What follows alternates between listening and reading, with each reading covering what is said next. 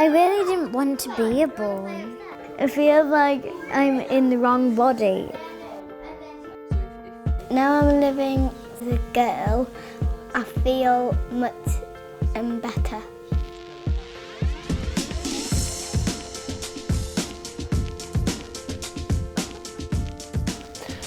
Would you be able to draw me a picture of how you look? A picture of you?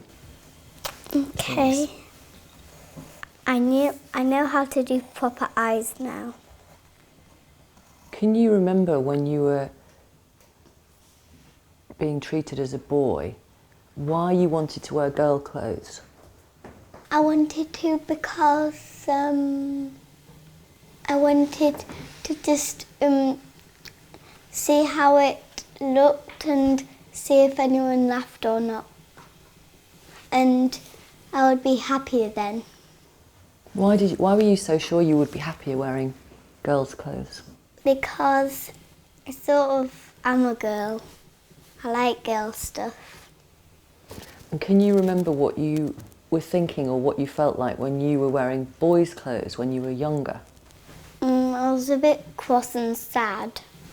When I started wearing girls' clothes to school, I felt much better. I have girl trousers, a girl cardigan, a girl top and girl shoes. Tell me more about school. What was the day that they had last summer? They had footballs and fairies, and I was a fairy, and my friend was a footballer. Can you tell me about the outfit that you wore that day on Footballers and Fairies Day? Well, I've got it in my bag. Could I have a look at it, please? Okay. Is your bag in here? Yeah, it's there. So I get it. Oh, thanks. It's a pink one.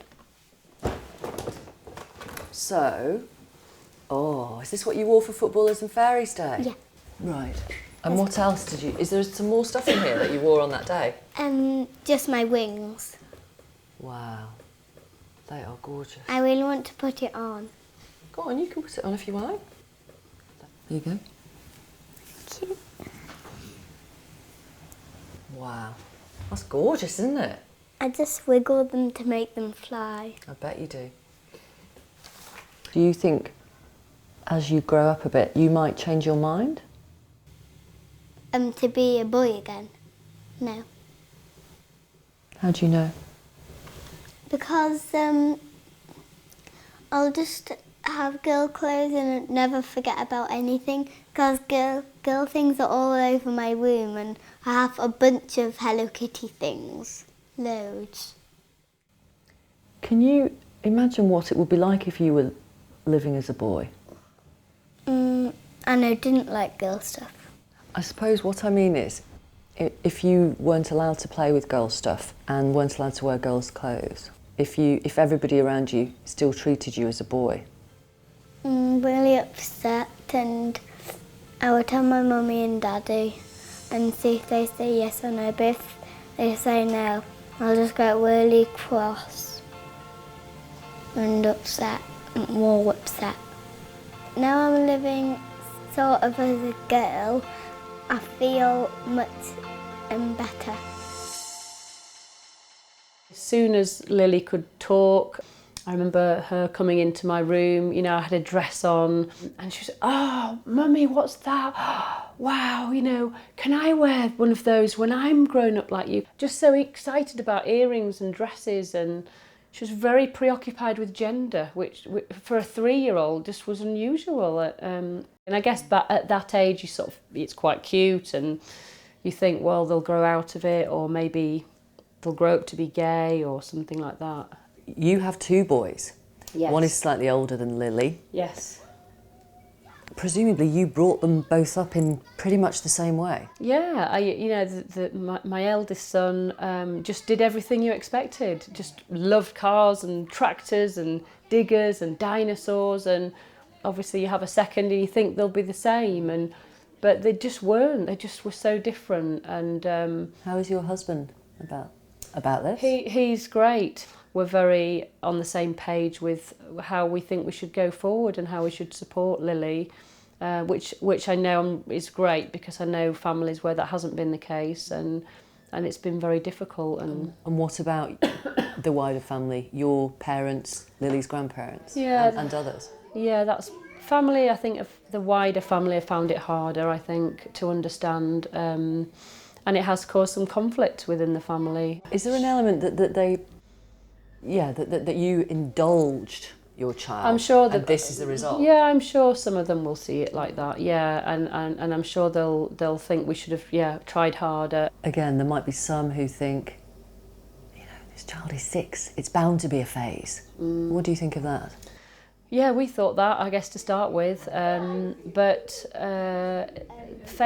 this has been going on since she first started talking. There's no point trying to force them to be somebody who they're not.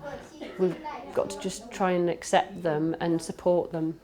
Do you think ahead to Lily being an adult and possible surgery? Yes, of course you do, yes. I guess our approach is we like to be informed, we like to know what the situation is and what we might be facing, and if Lily grows out of this, brilliant. That would be a much easier life for her, for us.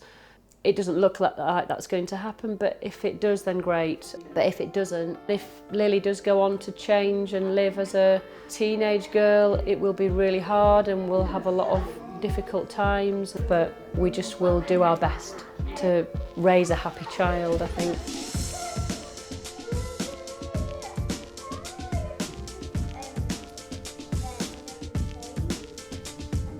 I really didn't want to be a boy, so it was really frustrating for me. Why didn't you want to be a boy? Because I just don't want to. Feels like I don't fit in. I've been a girl for 3 years, and that's a long time. And when you started school, were you wearing girls' uniform or boys' uniform? I was wearing girls' trousers, but I wasn't allowed to wear skirt or dress. And how was that for you? Really annoying. And did you talk to them about it, or did the teacher talk to the rest of the class about it? In assembly, the head teacher was talking about it, and they said that if they could remember that, they could call me Jessica, and that I was going to wear a girl's dress. And were you there in assembly that day? No, because I thought that everyone was going to look at me and I would feel really embarrassed. And after assembly, how did people talk to you? What did they say to you after that assembly? They don't mind, How do you know? because everyone's fine about it. Can you tell me about the day when you were walking to school and you were wearing a dress for the first time? I felt really nervous. When we walked through the school doors, the office assistant said, "Hi, Jessica," and Mum was really shocked. In a good way? Yeah, in a good way. Yeah. And how did you feel when she said, "Hi, Jessica"? I was like so happy. Why would being a boy make you unhappy, do you think? Because I just don't feel like I should be a girl. I mean, a boy. It feels like I'm in the wrong body. What do you think of your body? I'm still quite unhappy with it because it's not a girl body. And do you ever think what you might be able to do about that in the future, if anything? I could go to the doctors. Mum says that they can help. Is that what you would like, do you think? Yeah. Do you think you might change your mind one day? No, How do you know? because I've always wanted to be a girl. And what do you think you'll be like in 10 years' time, when you're 18, when you're a grown-up? I still would want to be a girl. And when you're 30, I still want to be a girl. 40, Still, 60, still, 70, still, 80, still, 100. still.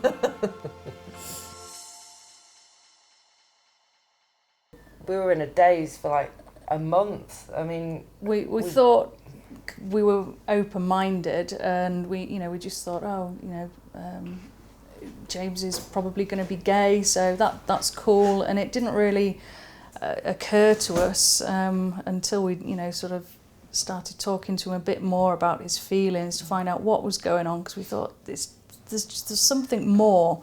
And he eventually sort of said, I am a girl. You two have been together for some years. Mm-hmm. Have you wondered if you, as two women in a relationship together, have somehow inadvertently created this situation? It did cross our mind, what have we done? Have we caused this in some way? Not necessarily just because we were in a same-sex relationship, but I think you kind of question that full stop.